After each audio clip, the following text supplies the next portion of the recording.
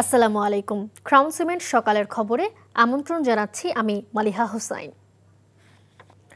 জাতীয় সংসদ নির্বাচনের জোট নয়, সমঝোতার ভিত্তিতে লড়াই করবে বাংলাদেশ জামায়াতে ইসলামী, এমনটাই জানিয়েছেন দলটির আমির ডক্টর শফিকুর রহমান। সকালে সিলেট ওসমানী আন্তর্জাতিক বিমানবন্দরে সাংবাদিকদের সাথে আলাপকালে আমির বলেন, নির্বাচনের আইনি ভিত্তির জন্য আগে হতে হবে গণভোট। জনগণ যদি আমাদের এই পিআরের দাবিকে সমর্থন করে এবং মনে করে যে দেশে সুস্থ রাজনীতির জন্য ফেসিবাদ ভবিষ্যতে আবার বারবার ফিরে না আসুক, তার জন্যে এই পিআরটা উপযুক্ত হবে, যেটা বিশ্বের 91টা দেশে প্র্যাকটিস হয়ে থাকে। 2026 সালে জাতিসংঘের স্বল্পোন্নত দেশ বা এলডিসির তালিকা বের হওয়ার সাথে সাথেই ভয়াবহ চ্যালেঞ্জের মুখে পড়বে বাংলাদেশ। গবেষণা সংস্থা Bangladesh Institute of International and Strategic Studies বিসের পরিসংখ্যান বলছে, এলডিসি উত্তরণের শুল্কমুক্ত রপ্তানি সুবিধা বন্ধ হয়ে যাওয়ায় 2027 সালে সার্বিক রপ্তানি কমবে $200 কোটি। কমার এই হার 2030 নাগাদ দাঁড়াবে $800 কোটি। রপ্তানিকারকদের সংখ্যা এলডিসি উত্তরণের সময় না পেছালে একে একে বন্ধ হয়ে যাবে তৈরি পোশাক কারখানা। সালিম মালিকের রিপোর্ট।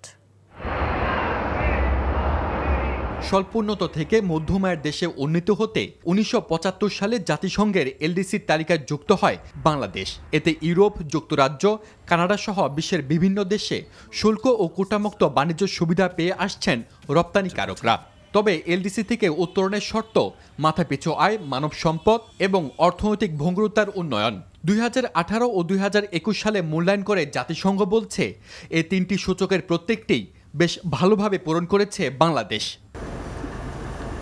জাতিসংঘের প্রক্ষেপণে 2026 সালের নভেম্বরে আনুষ্ঠানিকভাবে স্বল্পোন্নত দেশের তালিকা থেকে বের হয়ে যাবে বাংলাদেশ।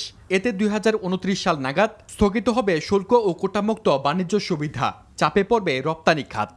26-27 অর্থ বছরে আমাদের রপ্তানি কমে যেতে প্রায় $2 বিলিয়ন মতো। এরপরে আস্তে আস্তে এটা বাড়তে থাকবে এবং 2029 সালের পরে, মানে নভেম্বরের পরে, সেটা প্রায় $8 বিলিয়ন মতো হবে। প্রায় 14% মতো আমাদের পণ্য রপ্তানি কমে যেতে পারে, মানে এখন যে ট্রেন্ডটা আছে সেই অনুযায়ী। রপ্তানিকারকরা বলছেন, কোনো ধরনের প্রস্তুতি ছাড়াই এলডিসি থেকে বের হয়ে যাওয়া রপ্তানি বাণিজ্যের জন্য অশনি সংকেত। জিএসপি ফেসিলিটি থাকবে না, যেখানে যা আছে এগুলি সবই বন্ধ হবে। তাতে কম্পিটিটিভনেসটা আমাদের আর ধরে রাখা সম্ভব হবে না এবং সেই কম্পিটিশনে টিকাটা খুব কঠিন হয়ে যাবে। ডেফিনেটলি রপ্তানি তখন, এমনিতেই তো আমরা এখন যে অবস্থায়, এই অবস্থায় তো আমরা টিকতে পারতেছি না। তো এলডিসি গ্রাজুয়েট হলে ওগুলো যখন বন্ধ হয়ে যাবে তখন তো আর টিকার প্রশ্নই আসে না। তাদের মতে, বর্তমান অর্থনৈতিক বাস্তবতায় এলডিসি উত্তরণের সময়সীমা কমপক্ষে 3 বছর বাড়ানো উচিত। কন্টিনিউয়াস কিন্তু আমরা বলে আসছি যে এলডিসি গ্রাজুয়েশনে যাওয়ার মতো কোনো পরিস্থিতি নাই, এটা পিছানো হোক এবং অন্তত মিনিমাম 3 বছর করলে এরপরে আরও 3 বছর গ্রেস পিরিয়ড, 6 বছর, আর এখানে আছে 1 বছর, 7 বছর। এই 7 বছর টাইম পেলে পরে এটার একটা রোড ম্যাপ তৈরি করতে হবে যে আমাদের কি কি করা উচিত, কোন জায়গায় কি পদক্ষেপ নিলে পরে আফটার এলডিসি গ্রাজুয়েশন আমরা প্রপার লাইনে, প্রপার ট্র্যাকে থাকবো। এলডিসি গ্রাজুয়েশনটা আসলে করাটা ঠিক হবে কিনা সেটা নিয়ে আবার বিবেচনা করা যেতে পারে, মানে পুরো সিদ্ধান্তের বিষয়টা পুনর্বিবেচনার দাবি রাখে।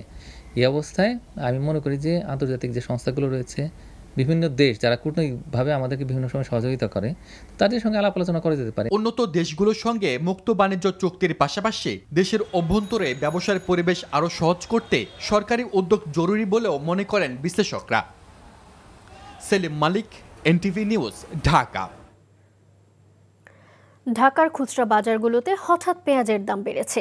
পাইকারি বাজারে কি অবস্থা সেটা জানতে এখন যাচ্ছি চট্টগ্রামের খাতুনগঞ্জের বাজারে আছেন আমাদের সিনিয়র করেসপন্ডেন্ট আরিচ আহমেদ, সরাসরি যুক্ত হচ্ছেন তিনি।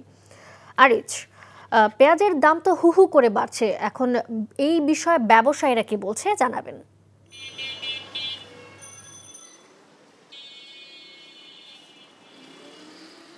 মালিহা, দেশের অন্যতম পাইকারি বাজার খাতুনগঞ্জে গত 2 দিনে যে কেজি প্রতি পেঁয়াজের দাম বেড়েছে 15 থেকে 20 টাকা। সেই কারণে আজকে সকাল থেকে আমরা যেটা দেখেছি, দেশীয় পেঁয়াজ কেজি প্রতি 100 টাকা বিক্রি হচ্ছে এবং যেটি খুচরা বাজারে গিয়ে 105 থেকে 10 টাকা পর্যন্ত বিক্রি হতে দেখা গেছে।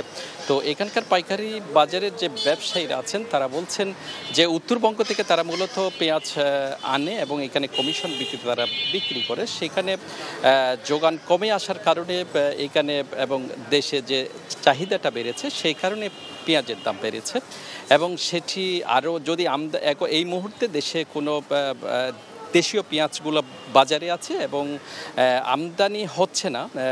এক বছর ধরে ইন্ডিয়া থেকে পেঁয়াজ আমদানি হচ্ছে না। পাকিস্তান, মিশর থেকে যেই পরিমাণ আমদানি হয়েছে সেটি অত্যন্ত কম এবং সেই কারণে এখন আমদানির বিষয়টা যদি সহজ করা না হয় বা না আসে তাহলে এই বাজারটা আরেকটু আকাশচুম্বী হবে এমনটি ধারণা করছে। তবে আসার কথা যে নতুন পেঁয়াজ আরও কয়েক মাস পরে বাজারে আসবে এবং এই মুহূর্তে আমরা যেইটা দেখেছি যে কাথনগঞ্জে পেঁয়াজের দাম বাড়লে অন্যান্য যে ডাল, তেল সহ যে নিত্য ভোগ্যপণ্য আছে সেগুলোর দাম কিন্তু আস্তে আস্তে কমে আসছে এমনটিও জানিয়েছেন এখানকার পাইকারি ব্যবসায়ীরা। মালিহা, এই ছিল এখানকার সর্বশেষ। জানছিলাম পেঁয়াজের দামের খবর। আশুলিয়ায় একটি বাংলো বাড়িতে অভিযান চালিয়ে বিপুল পরিমাণ দেশীয় অস্ত্র ও গুলিসহ 4 জনকে আটক করেছে র্যাব। র্যাব 4-এর company commander squadron leader Mohammad Nazmul Islam জানান, আটককৃতদের গতরাতে আশুলিয়া থানায় সোপর্দ করা হয়। এর আগে বিকেল থেকে আশুলিয়ার গাজীরচট এলাকার চিহ্নিত ভূমিদস্যু এম মতিনের বাংলো বাড়িতে 8 ঘণ্টা ধরে চলে এই অভিযান। এ সময় কয়েকজন পালিয়ে যেতে সক্ষম হলেও ধরা পড়ে 4 জন। পরে তাদের দেয়া তথ্যের ভিত্তিতে বিপুল পরিমাণ দেশীয় অস্ত্রসহ বিপুল সংখ্যক এয়ারগানের গুলি উদ্ধার করা হয়। এ ব্যাপারে আশুলিয়া থানায় একটি মামলা দায়ের করা হয়েছে।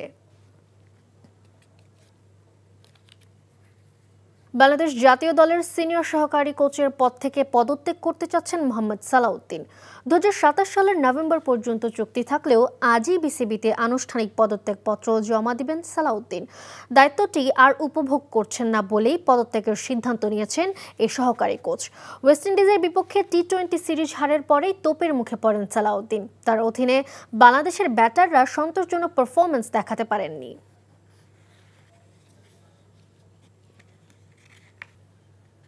সকালের খবর এটুকুই। এই খবরের ভিডিও সহ আপডেট জানতে ভিজিট করুন NTV অনলাইন www.ntvbd.com। এছাড়াও NTVর জনপ্রিয় সব অনুষ্ঠান ও খবরের আপডেট জানতে ভিজিট করুন আমাদের ইউটিউব ও ভেরিফাইড ফেসবুক পেজ। 12টায় মধ্যাহ্নের খবর দেখার আমন্ত্রণ রইল। ধন্যবাদ সবাইকে।